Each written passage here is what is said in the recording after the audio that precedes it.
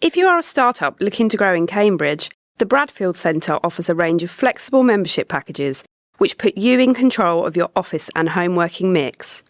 There's a vibrant, collaborative atmosphere, on-site cafe, plenty of green outside space, and regular member social events. For more information, visit bradfieldcentre.com or call 01223 919 600. Welcome to the Cambridge Tech Podcast, talking all things technology from the heart of the UK's tech capital.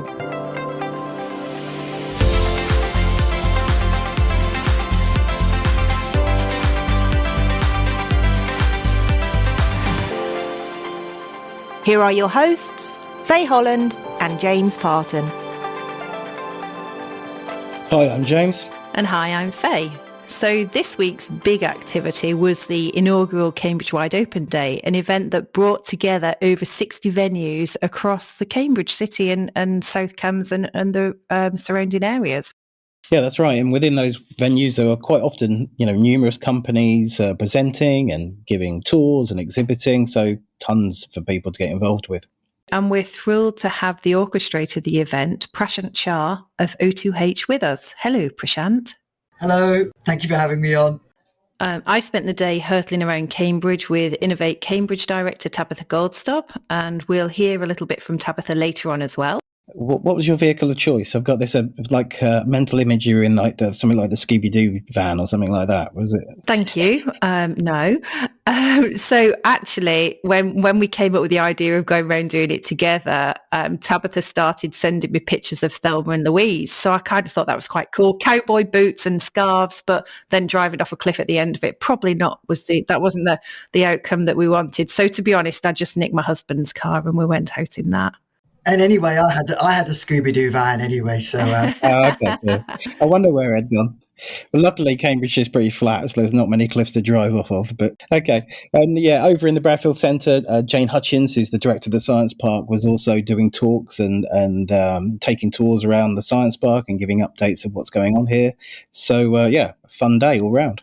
Yeah, indeed. And so that's what we're going to talk about. So, Prashant, how are you feeling today, the morning after the day before?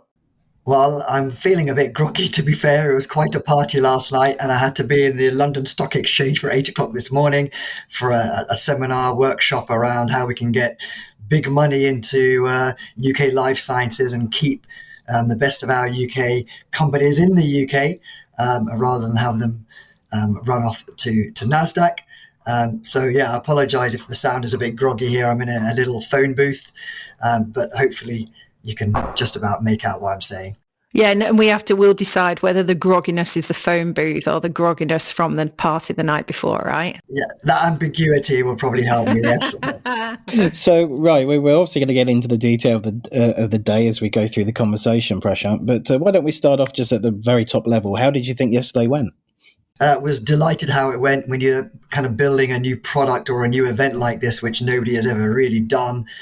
That's quite experimental in nature. When you push the button, there's a lot of anxiety as whether the cogs will turn and the lights will flash. And they did. This is a very decentralized, open source kind of method of putting an event together. It wasn't reliant on any one person. It really depended on everybody playing their part, and everybody did.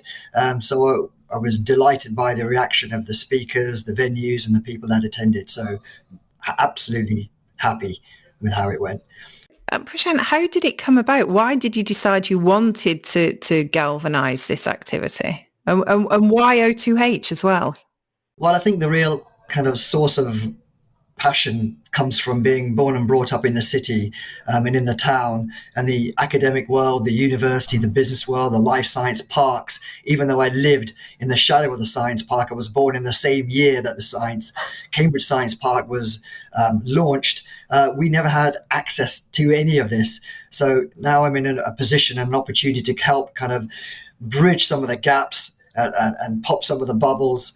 And tell the story of Cambridge and these marvelous IP companies, infrastructure that exists, not only to investors, not only to the people who work in the city who sometimes don't know what's going on, these amazing discoveries that are changing the world, but most importantly is to get the residents involved and the community involved. You've got these science parks on your doorstep and you've never been into them. So to me, that seemed like a tragedy, a lost opportunity for kind of inspiring people and encouraging talent into the life science industry.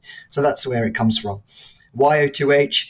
Through O2H, we see new ideas. So we had the connections to the venues, the speakers, and the opportunity to bring everybody together, over the relationships we've built up through O2H over these last 25 years of operating in Cambridge. That's great. So let's start going through the day, and I'll explain what we did with Tabitha and obviously get your experiences as well. But actually the start of the day was an investors briefing where you put together people like Andy Richard, investors, representatives from government. How did that go? What was that event like? That was a smallish kind of a more intimate kickoff where we had around 35 people. We had representatives from the Department of Business and Trade. We had an AI tech delegation from the US and Canada from London Tech Week. We had Representative Richard Hebdon from UKRI, Tabitha, Christine Ann Rutter, and key representatives of all the venture capital community, some of the unicorns in the area.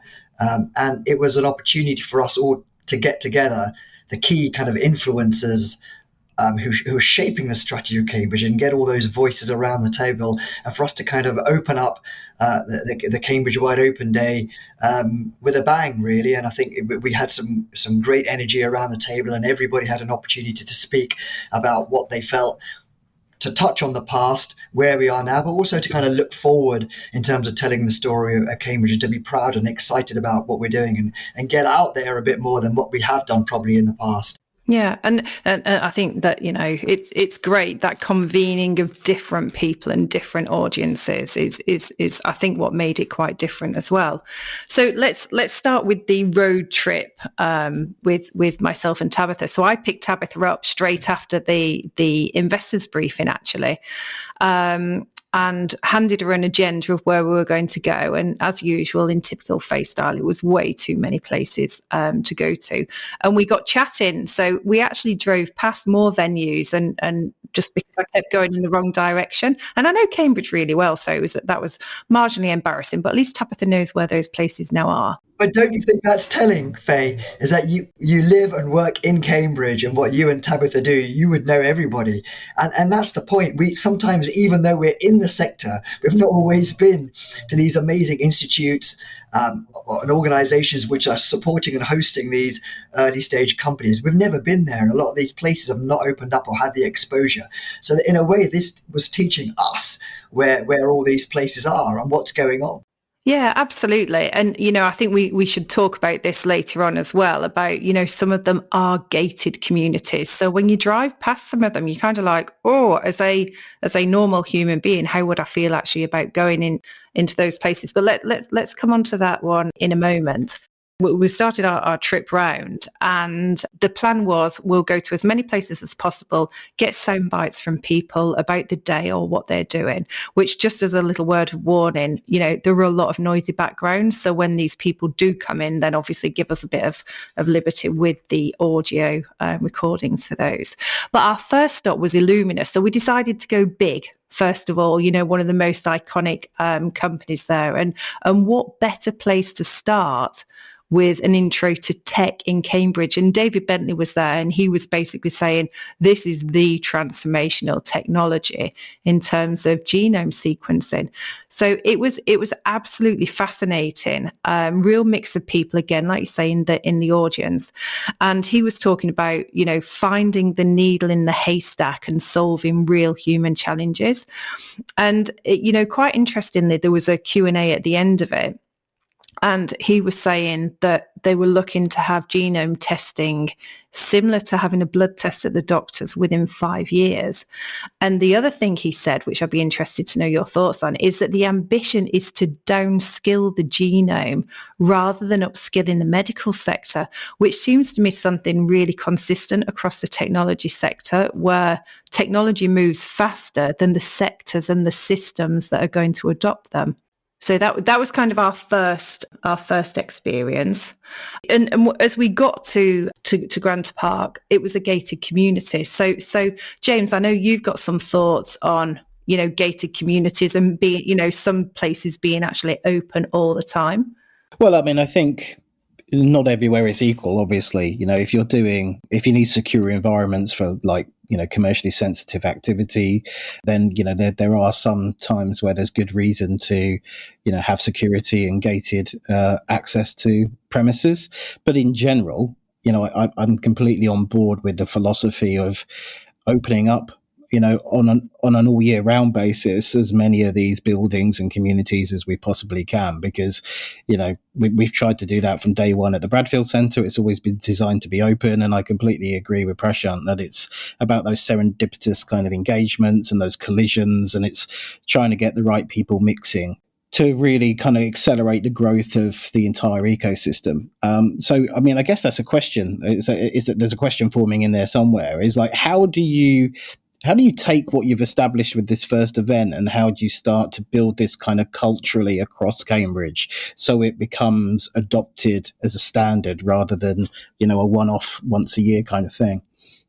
Well, I think it's about changing mindset at first, because I think historically, if you look at the biosciences, pharma industry, for good reasons, there's a certain fear of the public.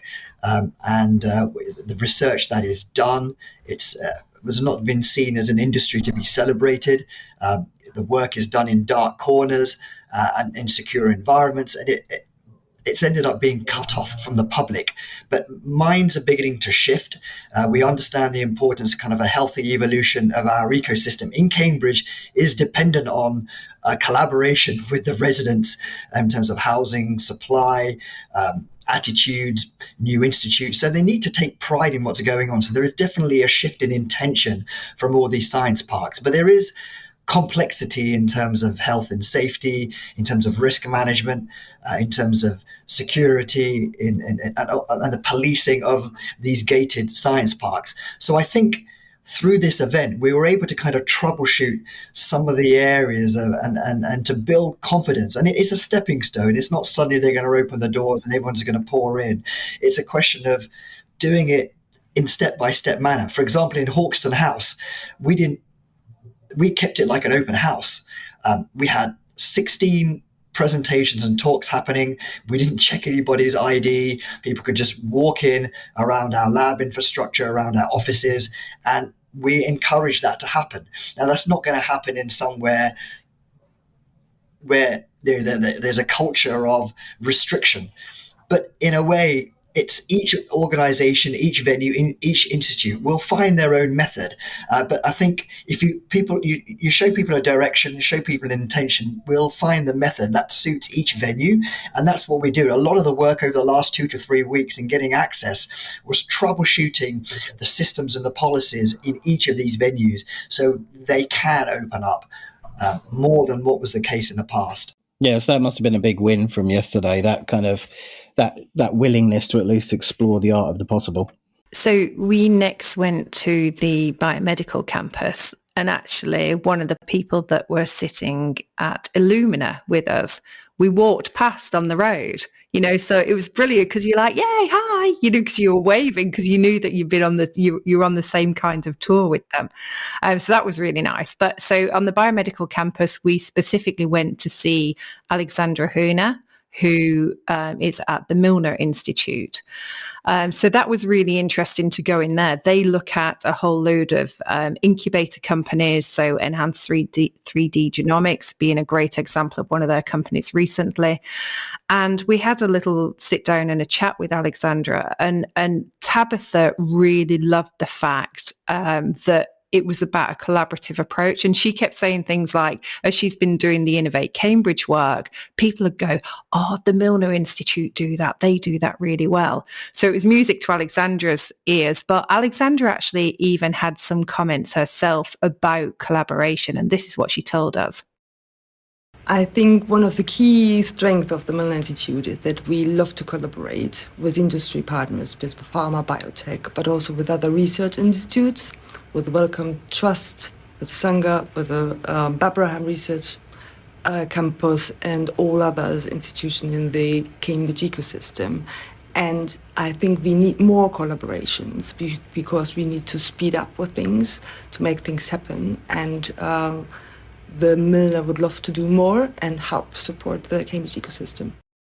So after that, we then headed over to the West Campus, where we had a chance encounter. We love chance encounters with Caroline Hyde. She'd actually just come back from a trip to China.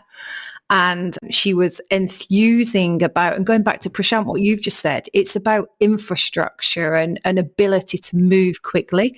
And she was, really animated about what she'd found out and how they operated.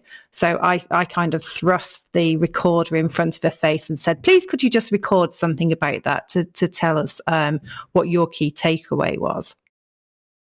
For me, I think it was the scale at which they're able to operate. They have a real singularity of vision, which means that they know what they want to do. They have the ability to work quickly to leverage the funds to accomplish it. And they're able to deliver what might take us a decade within 12 to 24 months. And that's just hugely impressive. So that scale of investment was really impressive and something I think that we can all learn from, certainly in UK and in Cambridge. And also the development of IP was really interesting. Later in the year, we've invited crayfish.io onto the podcast to give us some insight, because how to succeed in China is like super important, especially for tech companies. So we'll be looking forward to hearing from them in due course. Okay, so then switching over to the north side of the city, more of a software kind of cluster, I think it's fair to say, on the north side of the city. So St John's Innovation Centre is obviously based over here alongside the Cambridge Science Park and the Bradfield Centre. Prashant, I think you mentioned in your intro that you spent some time at at St John's yesterday. Yeah, there was a number of companies who were presenting there. I kind of teamed up with the Mayor, Nick Johnson, there, and he took a lot of effort to kind of meet a lot of the companies there. We saw some robotics demonstrations. It was a nice energy there of contributions. Martin Rigby did a brilliant talk about the past, the present, and the future of venture capital. I also got an opportunity to jump into the Alia Future Business Centre. Again, there was around a dozen companies presenting there. And it was, and I dropped into the Cambridge Science Park, and Jane was doing a talk to 20 foreign students about the science park and its contribution to the Cambridge economy. So there was, it was good to jump around what was going on in some of the northern cluster and to see that people had made such an effort to showcase the work that they were doing. So while you were in the north of the cluster, we then headed over to the west of the cluster. And so we popped into Idea Space, said hello to Benjamin there. And then James, we actually caught up with someone that we both know, Pawan at Lark Optics. Yeah, how's he doing? He's doing really well. He was so enthusiastic. He'd actually done a session himself, a presentation to a group of people. But they're doing well. The technology is growing. They've got interest in client work now, and they've grown the team. They've just hired 3 more people. So that was really great to see. And it was great to introduce Tabitha to someone literally at the start of their journey. Yeah, I mean, after Apple's recent announcements around VR headsets, you'd hope he's in a hot space right now. So hopefully the future is beckoning bigger and better things for them. I certainly hope so, as I'm an personal investor in both of those rounds for that. Oh, there you go. Small old world. If I may declare an interest. You just have. And an enthusiasm for them. Yeah, no, they're great. They really, really are great. So we then crossed the road. We didn't travel too far the next time. Went into the West Hub, which is another great building. Hasn't been, I think probably only been around for 18 months or something like that, a couple of years anyway. And there was a really nice showcase there. And Prashant had actually been messaging Tabitha to go and meet Dr. Mayor Nick Johnson. He's over there. So there was all of this trying to connect people, even remotely, which was quite fun. So I had a quick chat with John Gord. So those of you know, John runs Cambridge Network, and their job is to run events and bring people together. So I asked him a question, Prashant, about the appetite for a day like Cambridge Wide Open Day. And this is what John said. Firstly, it's been a fantastic day. The efforts of the people involved in getting this up off the ground, and so many people involved in it, is fantastic. Are there too many initiatives? No. But I think that's because people want things which are specific and worthwhile and worth putting their energy into. And I think some of the challenges we have in Cambridge to make sure that we address some of the issues about levels of deprivation across the town. We want to inspire all the people that there are some fantastic technologies going on in Cambridge, and they can see and feel and touch and meet the people involved in those. So for that reason, I think it's a fantastic day. The Cambridge West Hub, again, put on a great show. There was a lot of energy around there. There were students milling in and out. Ellie and Layla and the team there have done a terrific job in bringing the companies out there. And there was a lot of interesting and fascinating things to see. And, when I dropped in there was people dropping in, moving out. And I think next year, I think if we could connect all the attendees and find out what's hot and have some viral energy, as you said, Faye, of people calling each other and saying, oh, this is really exciting, you should go here. So I think one of the thoughts for next year is to build a better live buzz around the venues that the attendees can all share. Because as you mentioned, we'd be running between the venues and be like, oh, you're going here. Oh, hi there. How are you doing? Where was that? What was happening there? So I think a little bit of that in the moment sharing of energy, I think, would be something we could help facilitate with technology next year, perhaps. Yeah, I think that would be really exciting to do. But I do still enjoy the bumping into people. So like I also bumped into Julien Labrouillet and Patrick Driscoll from VetCT. Tabitha asked him a question and went, I know this might be a stupid question, but do you actually do work with vets? Because there are so many company names that you think it's one industry and it's something else. But yes, they actually do work in the veterinary industry. And they were a super interesting company, and they've got some real ambitions around AI. So it was really interesting for me because I didn't know that they were moving into this area. So Patrick and Julianne gave us a quick oversight into what they're doing. So VetCT, we provide veterinary services for veterinary practices, but not only in the UK. We work in 27 countries, so we're really a global company. Yeah, we're based on a software platform which we run out of our Cambridge UK office. I'm very proud of it. We've developed it over the years, and we're looking to continue that development as quickly as possible. Yeah, so for us, the next stage is obviously being involved with AI. So as a company, we have accumulated a large amount of data. So we have a lot of data. We have the clinical know-how because we employ a specialist in radiology, but also in other specialties. And what we're looking to do is develop AI tools to improve our data, but also provide innovations in the veterinary space, in the diagnostic side of things, but also to improve our internal processes. So working in Cambridge is obviously absolutely fabulous. What we're looking for is employ, AI scientists, at some stage. We already have been involved with Cambridge University and looking to create a PhD with them. So that is hopefully coming this year. So watch this space. We should definitely get them onto the show for a more of an in-depth conversation, in fact. Yeah, for sure.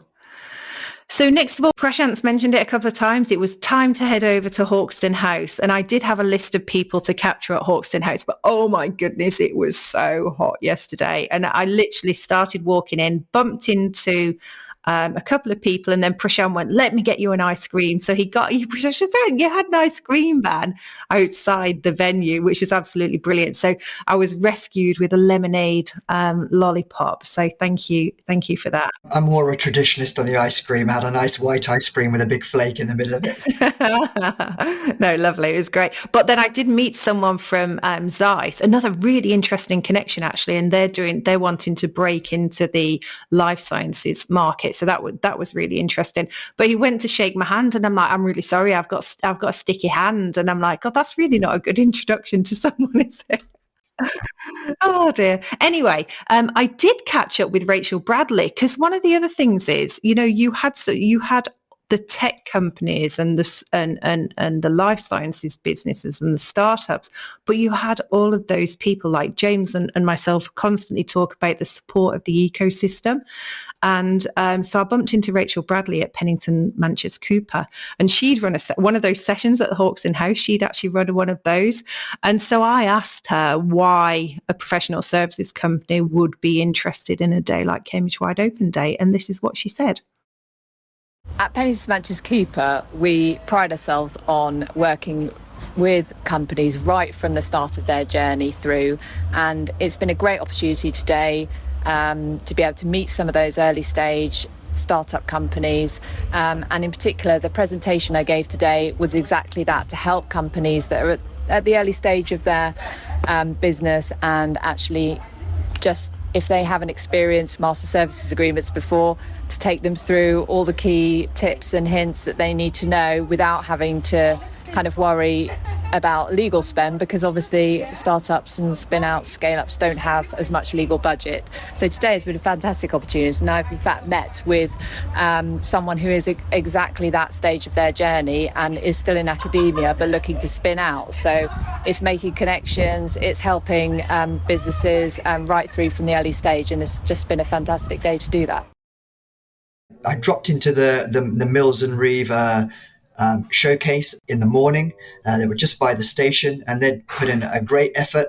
A lot of the exciting tech and science companies that they work with were showcasing within Mills and Reeve, and Mills and Reeve were kind of keen to kind of share the work that they do for these kind of IP rich companies. So this is how the service companies were able to kind of bring their customers and their clients into the open day, as well as kind of showing what they do, because it's not just about the people at the sharp end of the science, but in the evolution of a successful ecosystem, it's also the enablers and the people who are behind the scenes, who kind of make up and support with their experience a lot of these early stage companies as well. So they absolutely have a role to play in the open day. And it wasn't just Mills and Reeve. We also had the investors talking about what they were doing. Martlet Capital were doing a talk on some of their work and their portfolio companies. We had Sunil talking about some of the portfolio in O2H. And this is something we'd like to do a lot more of next year, is to involve everybody, not just the scientists and the techies and their companies, but also some of the enablers. And it was brilliant to see, for example, yesterday, Emma talking about Carbon 13 and their brilliant accelerator at Hawkston House, and some of the companies and portfolio companies they've supported as well. So, Prashant, one of the things you've mentioned a couple of times in the conversation is the involvement with local residents and we use the word community a lot. We tend to use community in the sense of the tech community or the life sciences community, but here we're actually using it in the broader sense of actually, the residents that might and people that might not actually be working in these industries. So for me, I think this is what really sets yesterday apart from anything else I've seen that's happened around Cambridge. So could we just spend a little time going a bit deeper into that? What was your motivation to make sure they were involved, and what was your experience when you started to kind of reach out to them? Were you pushing against an open door, and there's been some pent up curiosity about what's happening in Cambridge on the tech and life sciences side of things, or was there more bridges that you had to build to get them engaged? Just talk us through that whole experience. Well, the motivation comes from the obvious fact that being a born and brought up local resident, I knew the distance that exists between the life science world, the science parks, and the academic brilliance of Cambridge. It's a huge distance and a huge gap, and a lot of work needs to be done to help bridge it. In terms of the progress we made yesterday, I think definitely some important steps were made forward. If you look at Melbourne Science Park, the majority of the visitors that came there when we spoke to them were their local residents, and that outreach was done by Melbourne Science Park itself. And that's exactly what we wanted. This is not meant to be a top-down outreach from myself. It's meant to be each of the venues, each of the partners, each of the parks reaching out to their local communities.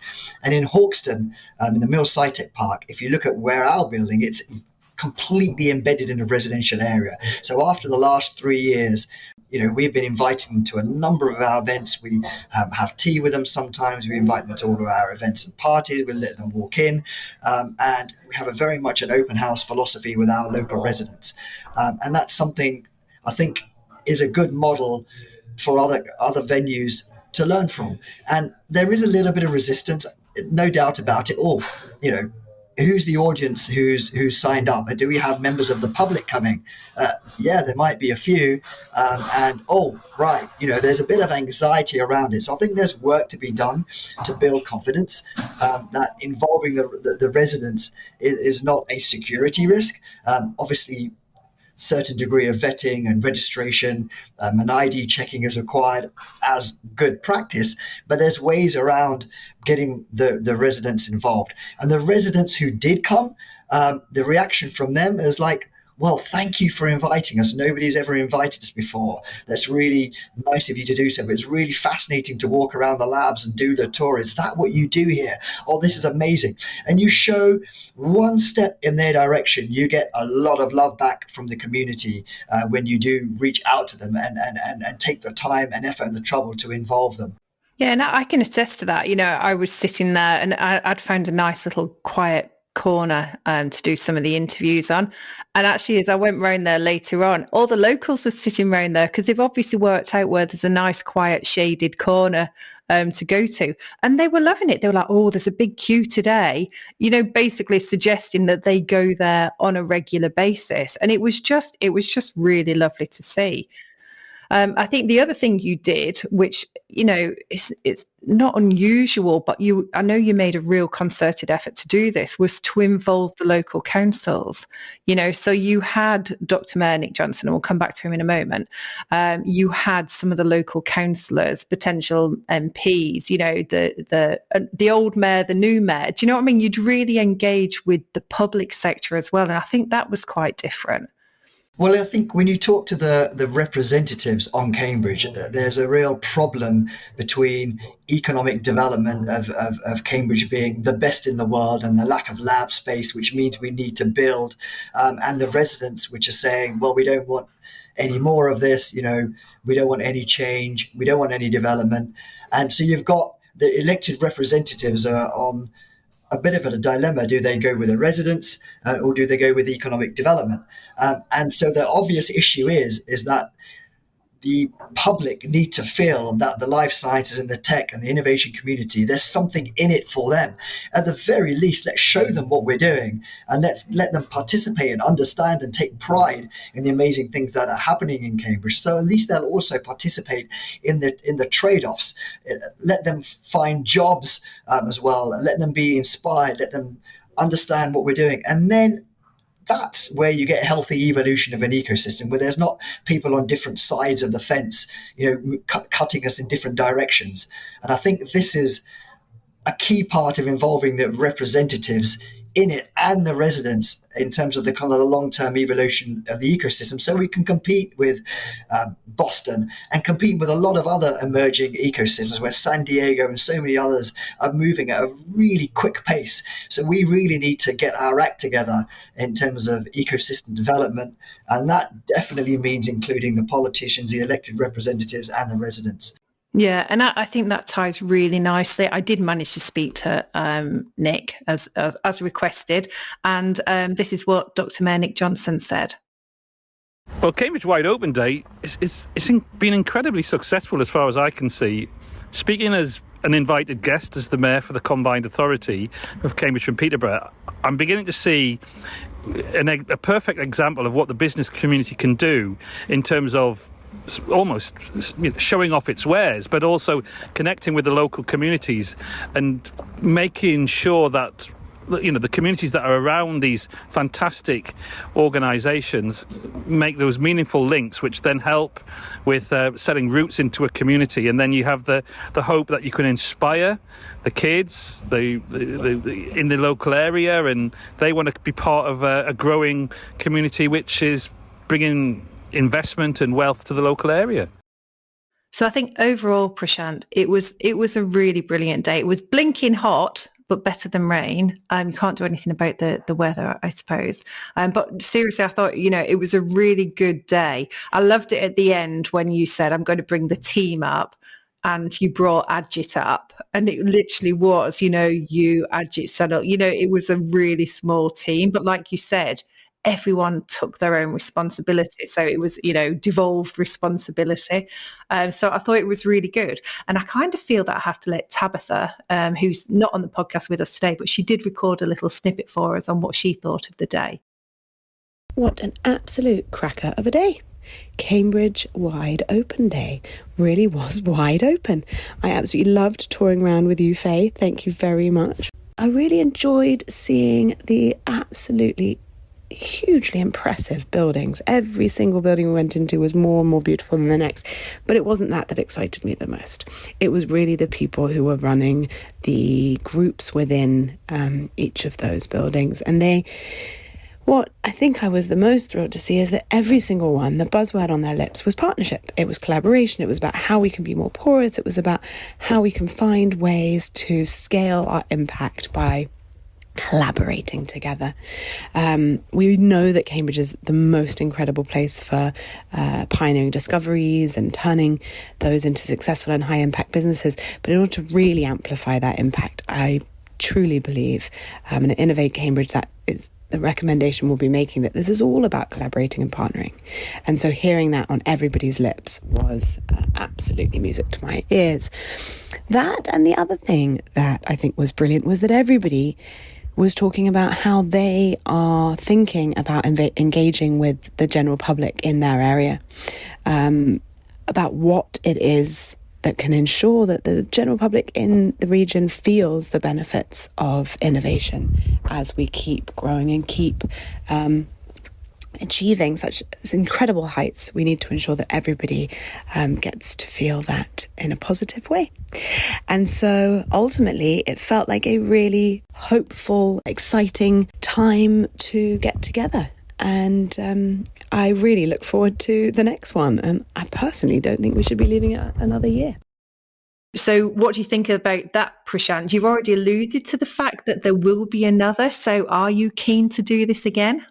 I'm very keen to do this again. This was very much an experiment, keeping it at a certain quantum so we can learn the lessons for next year. And we've learned a lot of lessons. We've adjusted and pivoted even in the last few weeks, especially trying, as you suggested, getting more substance and more content into the presentations at each venue. I think that really helped.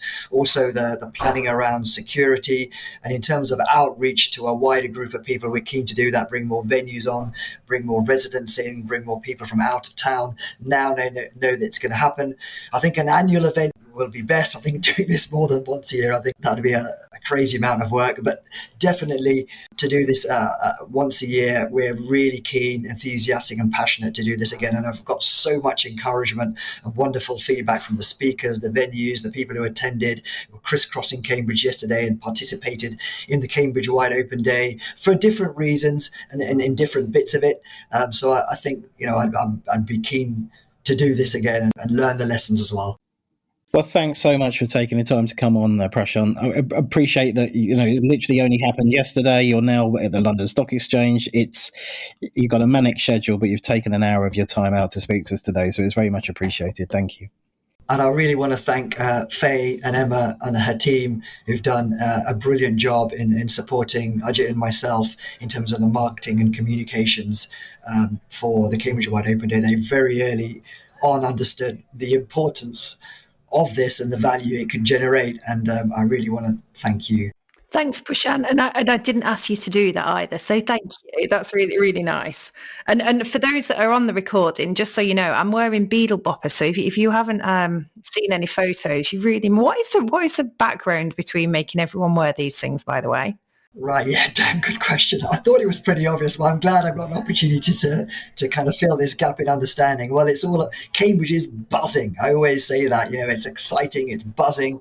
And we have bumblebees, rare bumblebees in our site because we're part of an ecological site, but we also have rare bees, burrowing bees in our historic building as well. So that when we opened the Mill SciTech Park last year was Feel the Buzz. So I thought, well, it's not just a buzz in Hawkston House, but there's a Feel the Buzz vibe in Cambridge, absolutely. So we got everybody to wear our bee antennae yesterday, and it was quite a sight to see serious entrepreneurs and professionals and politicians wearing their antennae. Absolutely. Well, thank you very much. Let's continue that buzz. Thanks again to Prashant Shah, O2H, for joining us today. Thank you.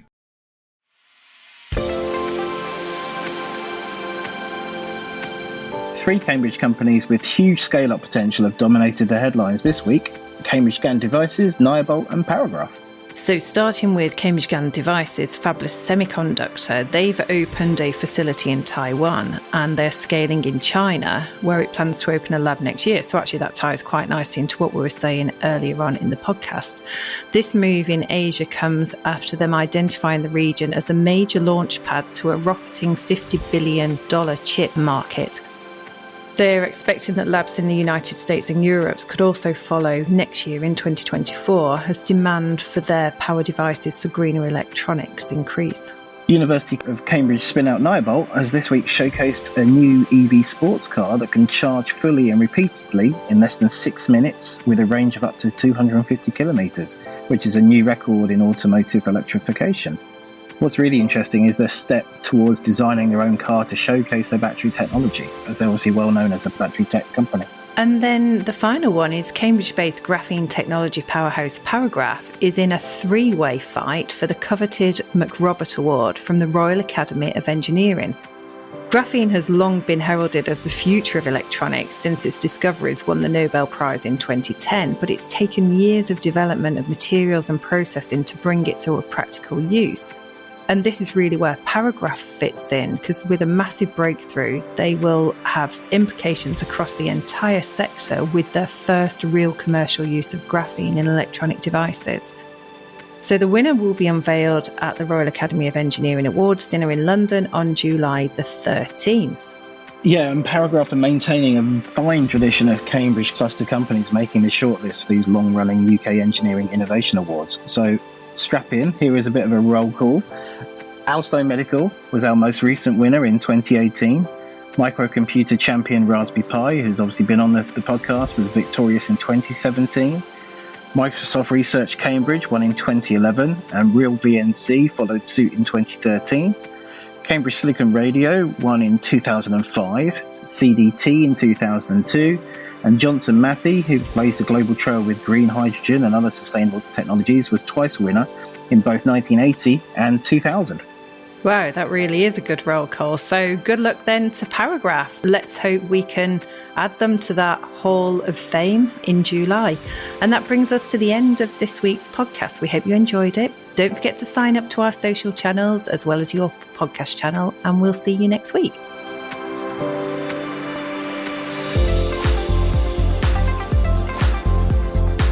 Today's show was produced by Carl Homer of Cambridge TV and supported by our media partner, Business Weekly.